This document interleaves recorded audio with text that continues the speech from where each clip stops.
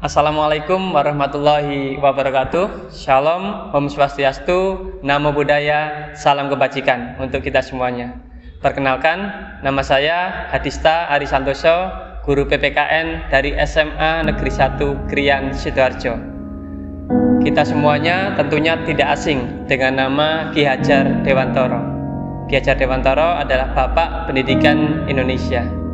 Beliau adalah salah satu tokoh yang menginspirasi saya untuk selalu berkembang dan bergerak dalam perubahan pendidikan di Indonesia.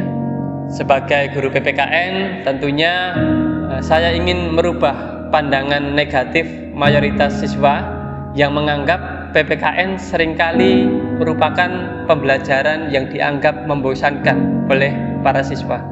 Sebagai guru PPKN, saya ingin merubah mindset mayoritas anak tersebut, karena bagi saya kunci pendidikan itu adalah di guru. Jika gurunya menyenangkan, maka pembelajaran akan menjadi menyenangkan. Dari situ saya tergerak untuk merumuskan suatu karya inovasi pembelajaran yang menyenangkan bagi peserta didik. Proses pembelajaran ini mengkolaborasikan antara bermain dan belajar. Karya inovasi dari saya ini saya beri nama Seru Pancasila.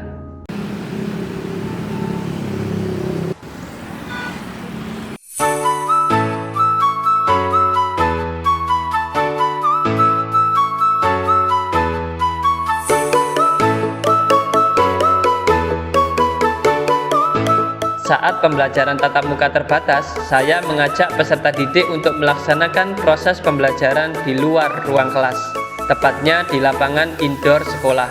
Menurut saya, menjadi penting sesekali mengajak peserta didik untuk belajar di luar. Seluruh peserta didik pun menyambut baik inisiasi belajar di luar ruang kelas. Mengingat sekarang masih dalam kondisi pandemi COVID-19, tentunya saya dalam pembelajaran tatap muka terbatas ini harus tetap menerapkan protokol kesehatan. Dalam permainan Seru Pancasila ini ada langkah-langkah atau aturan main yang dilakukan. Antara lain, pertama, anak-anak membuat satu lingkaran besar di lapangan yang terdiri dari 18 peserta didik. Selanjutnya, peserta didik akan ditunjuk secara acak oleh guru dan diminta berhitung sesuai arah jarum jam. Aturan mainnya, setiap kelipatan 7, peserta didik harus menyerukan kata Pancasila.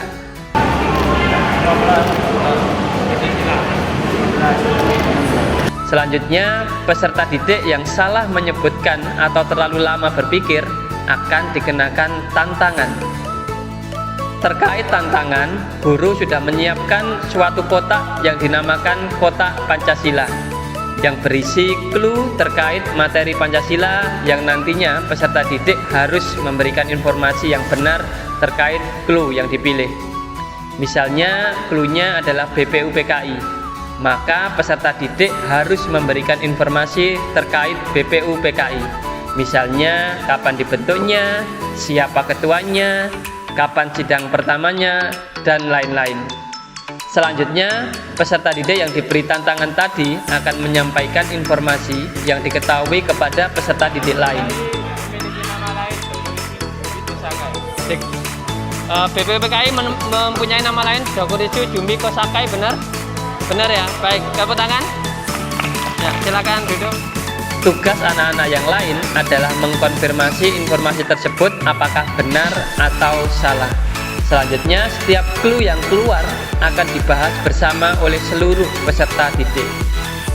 Ketika peserta didik menjawab benar clue-nya, maka dapat masuk kembali ke dalam lingkaran dan permainan akan dimulai kembali. Setelah selesai, peserta didik merefleksikan kegiatan pembelajaran yang telah dilakukan. Dalam penerapan karya inovasi ini, saya memanfaatkan platform YouTube sebagai sarana untuk memberikan materi yang saya kemas secara menarik.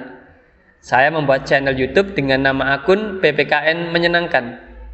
Tentunya penamaan ini selaras dengan harapan saya yang ingin menjadikan PPKN menjadi pembelajaran yang menyenangkan bagi peserta didik. Menurut saya ada dua manfaat dari karya inovasi yang saya buat ini. Yang pertama terkait dengan permainan yang saya pilih. Permainan ini mengharuskan peserta didik untuk fokus dan teliti ketika sedang bermain. Karena apabila anak-anak tidak fokus dan konsentrasi, bisa jadi anak tersebut atau peserta didik akan salah menjawab dan akan maju ke tengah lingkaran. Dari situ saya merasa peserta didik akan sangat antusias dan senang terhadap model pembelajaran yang saya lakukan. Yang kedua, terkait penyampaian materi pembelajaran. Umumnya mungkin guru hanya sebatas ceramah, tapi dalam model pembelajaran ini anak-anak diberikan kebebasan untuk menyampaikan informasi menurut apa yang mereka ketahui. Dan dari situ teman-temannya yang lain juga berkontribusi untuk memastikan apakah informasi atau materi yang diberikan oleh siswa tersebut apakah benar atau salah. Dari situ saya meyakini bahwa model dan metode pembelajaran yang saya lakukan ini sesuai dengan jargon Kementerian Pendidikan dan Kebudayaan, yaitu Merdeka Belajar. Pada akhirnya saya ingin mengutip kalimat yang disampaikan oleh Ki Hajar Dewantara. Beliau menyampaikan bahwa sekolah itu adalah sebagai taman belajar. Tapi faktanya justru sebaliknya. Seringkali anak-anak datang ke sekolah itu dengan rasa berat hati. Dan ketika pulang sekolah mereka serasa senang hati. Oleh karena itu, saya ingin menjadi bagian dari transformasi pendidikan di Indonesia menuju yang lebih baik. Saya Pak Dista. Salam Merdeka Belajar. Assalamualaikum warahmatullahi wabarakatuh.